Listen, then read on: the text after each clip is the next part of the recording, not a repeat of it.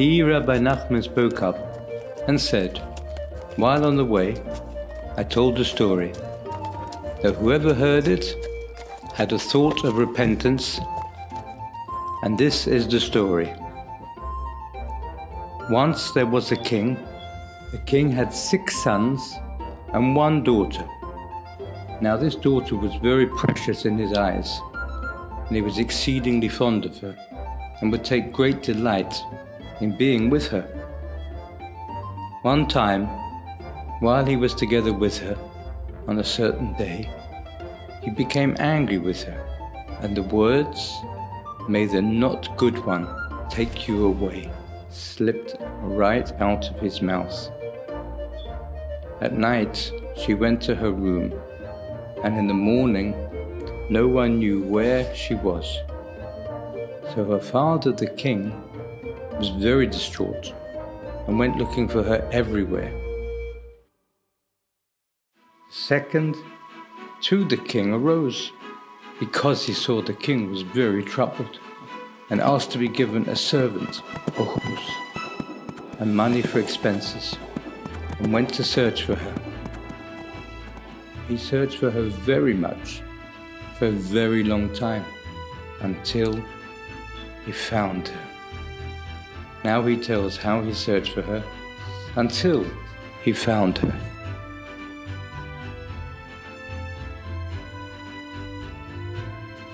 He traveled a long time, searching everywhere for her, in deserts, in fields, and in forests, and he sought her for a very long time. He was making his way in the desert when he saw a pathway, away to the side. He thought it over well and decided, since I've been going for such a long time in the desert and cannot find her, I will follow this path. Maybe I will come to a settlement. He went for a long time. After that, he saw a castle and many legions of soldiers standing around it. And the castle was very beautiful, and the legions of soldiers standing around it in fine order gave it a handsome and stately appearance. He was scared of the legions of soldiers. Maybe they would not let him enter. He thought it over, saying to himself, I will go ahead and try. So he left the horse behind and went to the castle. He was allowed to enter, and they did nothing at all to stop him. And he went from one room to another without being challenged. He came to a palace hall, and he saw the king sitting there, with a crown, and many legions of soldiers standing around him. Many musicians were playing on instruments before him, and it was very pleasant and beautiful there. And neither the king nor any one of them asked him anything at all. And he saw delicacies and good food there. So he stood up and went over and ate, and then went to lie down in a little corner in order to see what takes place there. He saw that the king had commanded that the queen be brought, and they went to bring her. There was great tumult there and great rejoicing, and the band played and sang keenly because the queen had been brought. A chair was placed for her, and she was seated next to him, and she was the king's daughter. And he, the second of the king, saw her and recognized her. After this, the queen glanced and noticed someone lying in the corner, and she recognized him. So she rose from her chair and went over to him. She touched him and asked him, "Do you recognize me?" He answered her, "Yes, I recognize you. You are the king's daughter who was lost." And he asked her, "How did you come to be here?" She answered him, "Because my father, the king, blurted out those words that the not good one should take you away. And here, this is the place that is not good." So he told her that her father was very grieved and that he was searching for her many years. And he asked her, "How can I take you out of here?" She answered him, "It is impossible for you to take me out, unless you choose for yourself a place and remain there for a full year. And all that year you must long for me, that you should take me out. And whenever you have free time, you must only long, desire and hope to take me out. And you should make fasts. And on the last day of the year, you should fast and not sleep the whole 24 hours. He went and did so. And at the end of the year, on the last day, he fasted and did not sleep. And he arose and went there to the king's daughter in order to take her out of the castle. He noticed a tree, and on it were growing very beautiful apples. It was very desirable to his eyes, and he went and ate from them. As soon as he ate the apple, he dropped down and was taken by sleep, and slept a very long time. His servant tried to wake him, but he could not be awakened. After that, he awoke from the sleep. He asked the servant, "Where am I in the world?" He told him the whole story. That is, that the servant told the second to the king the story, saying, "You were sleeping for a very long time. It is now several years that you have slept, and I sustain myself from the fruit." He was very upset, and he went there and found her, the king's daughter. She lamented to him greatly and was in great anguish. "Because of one day, you lost everything. For if you had only come on that day, you would have taken me out." It is true that not to eat is a very difficult thing, especially on the last day. Then the evil inclination is very overpowering. So you should once again choose a place and stay there again for a year. And on the last day you will now be allowed to eat. Only you must not sleep, and you should not drink any wine, so that you should not fall asleep. The most important thing is not to sleep. He went and did this. On the last day, as he was going there, he saw a flowing spring. And the appearance of the spring was red, and the smell was that of wine. He asked the servant, "Did you see?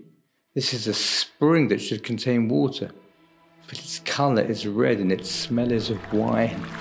And he went and tasted from the spring. Immediately, he dropped down and slept many years. For 70 years. During this period, many legions of soldiers passed with the wagons of equipment which trail after them. And the servant hid himself because of these legions of soldiers. After that came a covered carriage, and there sat the king's daughter. She stopped near him and descended and sat next to him, and she recognized him. And she shook him strongly to rouse him, but he could not be awakened. She began to bewail him, and that so much exertion and toil for so many years you have undergone to take me out. Because of one day, when you could have taken me out, you've lost everything. She cried a great deal about this. She said, "It's a very great pity upon you and upon me, that I have been here such a long time, and I cannot leave." After, she took off a scarf from her head and wrote on it with her tears, and laid it down next to him. And she arose and sat in the carriage and rode away. Later he awoke and asked the servant, "Where am I in the world?" So he told him the whole story, and that so many legions of soldiers had passed by, and that the carriage had been there, and that she had cried over him, and she had cried out, "It's a great pity on you and on me." Meanwhile he looked around and saw that the headscarf was lying near him, and asked, "Where did this come from?" He answered him, "She left it behind and wrote on it with her tears." So he took the headscarf and held it up against the sun. He began to see the letters. He read all that was written there, her lamentation and her cries, and that now she is no longer in that castle. Rather, he should search for a golden mountain with a pearl castle. There he would find me. So he, the second to the king, left the servant behind, and now he went to search for her alone. And he went searching for her for several years. He thought it over and realized in a settled area there certainly would not be found a golden mountain pearl castle, because he was expert in the map of the world. So I will go to deserts and search there. He went searching for her in the deserts for many years. After that he noticed a huge man whose enormous size cannot be considered human, and he was carrying a massive tree. In a settled area such a large tree would never be found, and the man asked him, "Who are you?" He answered, "I am a man." The giant man was amazed and said, "I've been such a long time now in the desert, and I have never before seen a human being here." He told him the whole story, and that he is searching for a golden mountain and a pearl castle.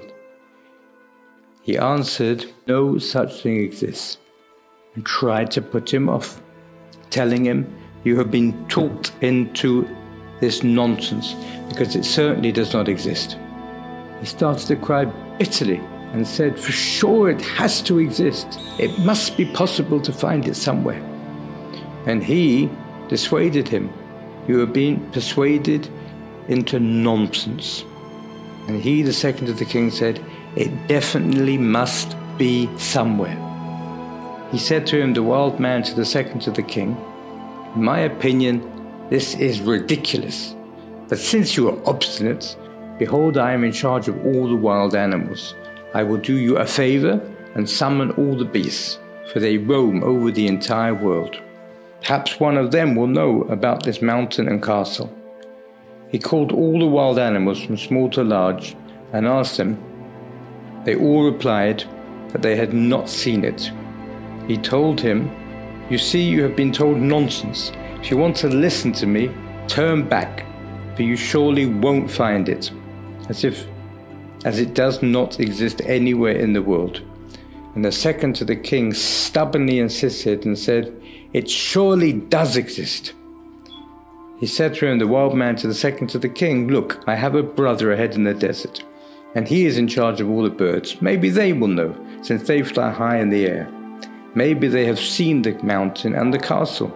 Go to him and tell him that I sent you to him." He went searching many years and again found a huge person, like before, also carrying a massive tree, and who questioned him just as the first one had. He, the second to the king, answered, telling him the whole story, and that the brother had sent him to him. And he, too, the brother, tried to discourage him, since this is obviously something that does not exist. And the second to the king pleaded with him also, but it certainly does exist. He told him, the second man, to the viceroy, "I am in charge of all the birds. I will summon them. Maybe they know." And he called up all the birds and asked all of them, from small to large. They answered him that they don't know of that mountain and castle. He told them, "Don't you see? It certainly does not exist anywhere in the world. If you want to listen to me, turn back, because obviously no such thing exists." And he, the second to the king, insisted very stubbornly, saying, "It surely does exist somewhere in the world." He told him, "Further on in the desert my brother can be found. He is in charge of all the winds, and they run throughout the whole world. Perhaps they know." He went searching many years, and again he found a large man as before, who was also carrying a huge tree, and also questioned him. Now again he replied, telling him the whole story. This man also tried to discourage him, and the second to the king implored him as well. He told him that he would do him a favor, and for his sake he would call all the winds to come, and would ask them. So he called all the winds to come, and they came. And he asked them all. Not one of them knew of the mountain and the castle. He said to the king, "Don't you see that you have been told nonsense?"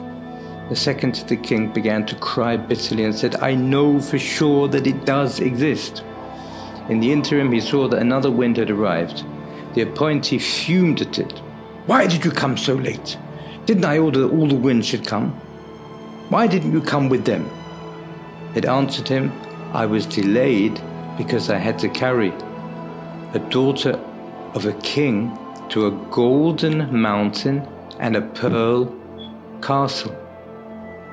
He was overjoyed, the second to the king, that he now merited to hear what he desired.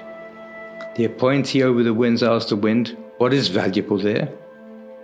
It told him, "There everything is valuable."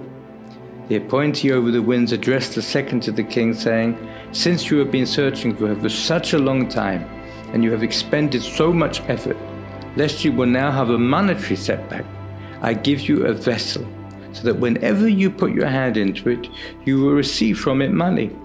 And he commanded the wind to carry him there. The storm wind came and carried him there and brought him to the gates. Legions of soldiers were standing there who would not let him enter the city. So he put his hand into the vessel and took out money and bribed them, and went in to the middle of the city. The city was beautiful, and he went to a wealthy person and rented a room with food from him. As he would have to stay there for some time, because it would be necessary to think deeply with wisdom and intelligence in order to take her out. And how he got her out, he did not tell. In the end, he took her out. Mברסלב.